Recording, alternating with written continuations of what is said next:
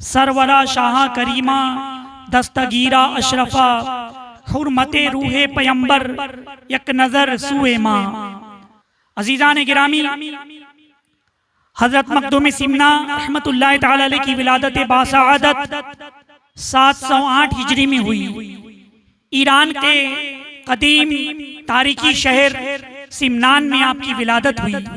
आपके वालिद माजिद हजरत सुल्तान सैयद इब्राहिम सिमनानी रहमतुल्लाह तआला अलैह सुल्तान वक्त थे, बादशाह वक्त थे, मगर उसके साथ ही साथ आप एक जबरदस्त आलिम दीन भी थे, मुत्तकी भी थे, परहेजगार भी थे। हजरत मखदूम सिमनानी रहमतुल्लाह तआला अलैह के वालिद माजिद सल्तनत इस्लामिया के काम के साथ साथ आपने 1000 मदरसे अपनी सल्तनत में कायम किए थे, जिसमें हर मदरसे में 2000 तलबा इल्म दीन से आरास्ता होते थे। अजीजान गिरामी, हज़रत मखदूम सिमना रहमतुल्लाह तआला अलैह के वालिद माजिद हैं, जिन्होंने सल्तनत के बादशाह होने के साथ साथ उन्होंने दीनी मतीन की बहुत जबरदस्त तबलीग फरमाई। आपकी वालिदा माजिदा बड़ी परहेजगार, शब्बेदार और बड़ी मुत्तकी थी। दिन में रोजा रखा करती थी, रात में शब्बेदारी किया करती थी।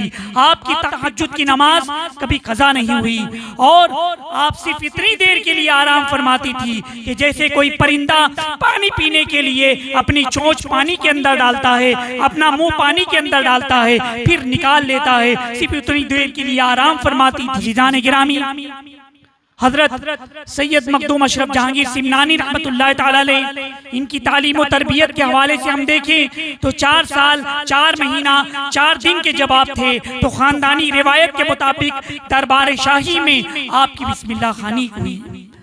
जब आपकी उम्र शरीफ 5 साल की हुई तो आप क़िरात सबा के साथ, यानी 7 क़िरात के साथ आपने कुरान मुक़द्दस को हिफ्ज़ किया था, और वो भी एक कलील मुद्दत में, यानी 7 महीने 26 दिन में हज़रत मखदूम सिमना रहमतुल्लाह तआला अलैह ने कुरान अज़ीम हिफ्ज़ किया।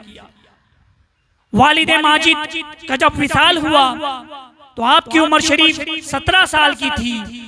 जब विरासत में आपको हुकूमत मिली और तख्ते शाही पर आप तशरीफ फरमा हुए, मगर थोड़ी अरसे के बाद अपने भाई सैयद इराफ सिमनानी रहमतुल्लाह तआला अलैह को तख्ते हुकूमत सौंप दिया और फिर उसके बाद खुद सल्तनत से सुबुकदोश हो गए और दुर्वेशी आपने फकीरी इख्तियार किया। आपने हिंदुस्तान का सफर इख्तियार किया। तख्त से दस्तबरदारी के बाद हिंदुस्तान की जानिब रवाना हुए। जब हिंदुस्तान आप कूच कर रहे थे उस वक्त प्यादा फौज, घोड़सवार फौज आपके साथ हो गई। बड़ी तादाद में फौज आपके साथ चलने लगी, मगर आपने इस बात को पसंद नहीं किया, इसलिए कि आपने सल्तनत को खैरबाद कर दिया था, बादशाहत को ठुकरा दिया था और फकीरी और सूफी जिंदगी आप गुजारने के लिए निकल चुके थे। आपने तमाम सिपाहियों को रुखसत कर दिया, तमाम सिपाहियों को वापस भेज दिया, फिर खुद अकेले घोड़े पर सवार होकर हिंदुस्तान की जानिब कूच करते हैं। कुछ दूर चलने के बाद फिर आपने एक जरूरतमंद को अपना घोड़ा भी इनायत फरमा दिया। फिर पैदल ही आप सफर पर रवाना हुए, हिंद की सरजमीन पर पहुंचे। हजरत निजामुद्दीन औलिया रहमतुल्लाह तआला अलैह से मुरीद होने के लिए आप पहुंचे, मगर पता चला कि आपका विसाल हो गया है। तो फिर आप हजरत शेख अलाउद्दीन पंडवी रहमतुल्लाह तआला अलैह इनसे मुरीद होते हैं, और ये सिलसिला हजरत शेख अलाउद्दीन पंडवी रहमतुल्लाह तआला अलैह के आप मुरीद हैं। वो मुरीद हैं हजरत सिराज अखी रहमतुल्लाह तआला अलैह के, और वो मुरीद हैं हजरत निजामुद्दीन औलिया रहमतुल्लाह तआला अलैह। यानी कुछ ही वास्तों से आप हजरत निजामुद्दीन औलिया रहमतुल्लाह तआला अलैह से आपका सिलसिला मिलता है।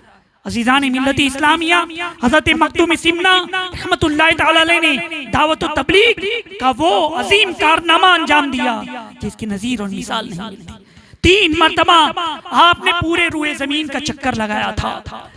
पूरे रुए ज़मीन का चक्कर लगाकर आपने दावत और तबलीग फरमाई। आप जहां पर जाते दीन मतीन की खिदमत करते, तबलीग दीन करते, और फिर उसके बाद जब लोग जुड़ जाते, लोग मुसलमान होने लगते, जब भीड़ पड़ने लगती, तो फिर आप दूसरे शहर का, दूसरे मुल्क का आप रुख किया करते थे।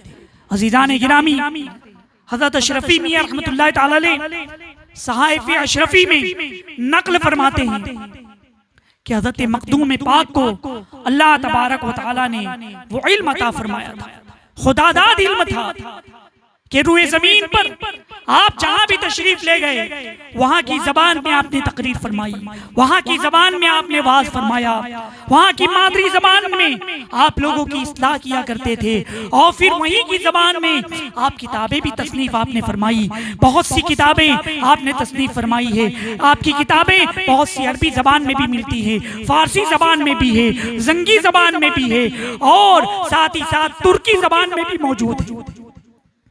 हज़रत मखदूम सिमना रहमतुल्लाह तआला अलैह दावत और तबलीग करते हुए एक मकाम पर पहुंचे।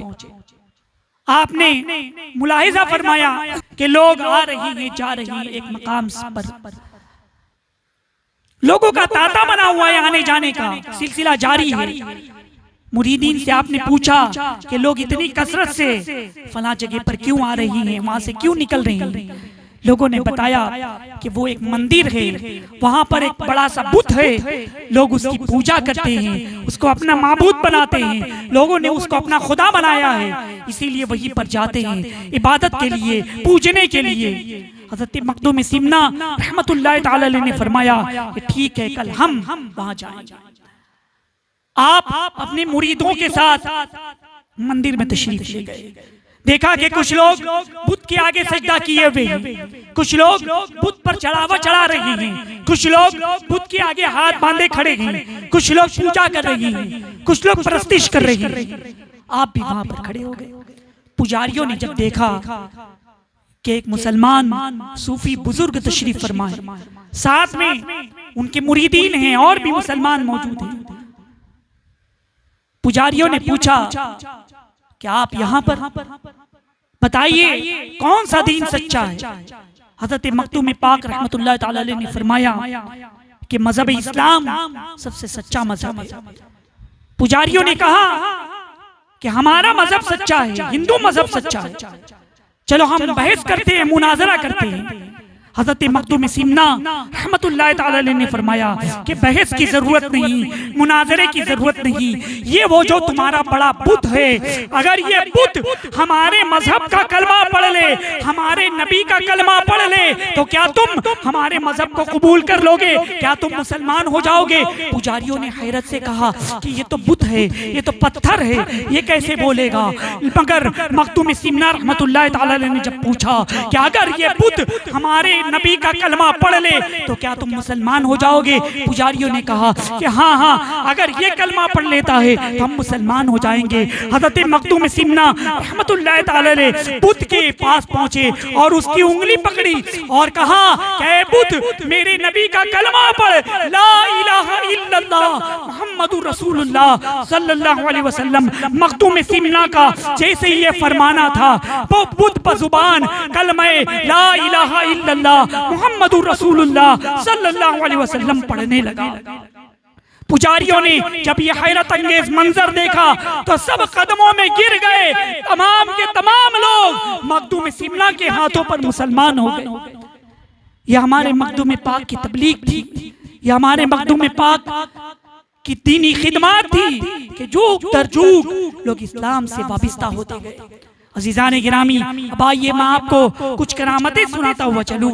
एक मर्तबा हज़रत मखदूम सिमना रहमतुल्लाह तआला अलैह वाज़ फरमा रहे हैं, तकरीर फरमा रहे हैं। अचानक तकरीर रोक करके आपने अपने आसा को दीवार पर जोर जोर से मारा, फिर तकरीर जारी रखी। फिर जब तकरीर खत्म हुई तो मुरीदीन ने पूछा कि हुजूर माजरा समझ में नहीं आया, क्या आप तकरीर कर रहे थे? तकरीर के दौरान तकरीर रोक करके आपने अपने आसा को दीवार पर मारा था, इसकी वजह क्या है?